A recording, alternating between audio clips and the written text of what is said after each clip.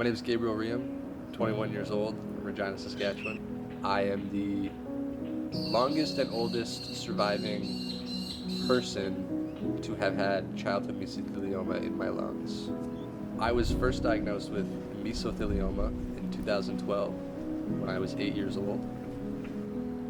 The doctors noticed something was seriously wrong with my white blood cell count. It was very bad, not looking good.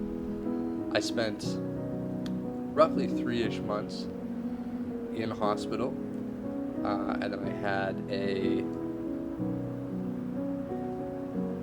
pneumonectomy procedure where they removed the entirety of my right lung.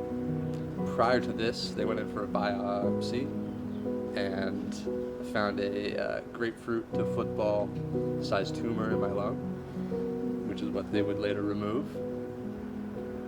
I was riding my bike in 3 weeks or so, they say. Very happy, normal kid until midsummer, so August in Canada. Found a bump on my leg. Thought it was a mosquito bite at first, and it grew. Thought it was a boil. Went back to the doctor. He took a sliver for a test, and it was mesothelioma, same cancer, but this time in my leg.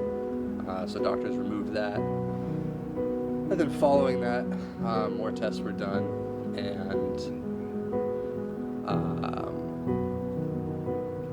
the conclusion was come to that I had relapsed. So this was in 2012 again. This is in September 2012. I had relapsed, and this time it was not great. There was no more lung to take out, but the cancer had come back. It was in my tissue, so not necessarily a tumor. And so the doctors gave me a 2-week prognosis and then chemotherapy to try and get me to last till Christmas, which was a very tall task. I had a 2% survival chance, apparently. I don't know how you calculate that, but that's what they said. I had chemo for 1 year, so until Christmas, and then miraculously I was doing quite well and it was working.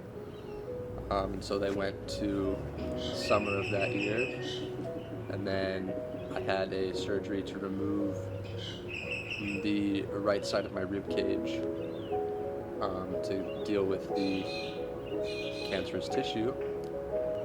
5 years later, after yearly checkups, I was in remission. I can't tell you what year that was. 5 years after 2018. I remember actually the appointment. I drove up to Edmonton from Regina. It's 8 hours with my mom. They said, "You don't have to come here anymore, Mr. Guy." And so that was that.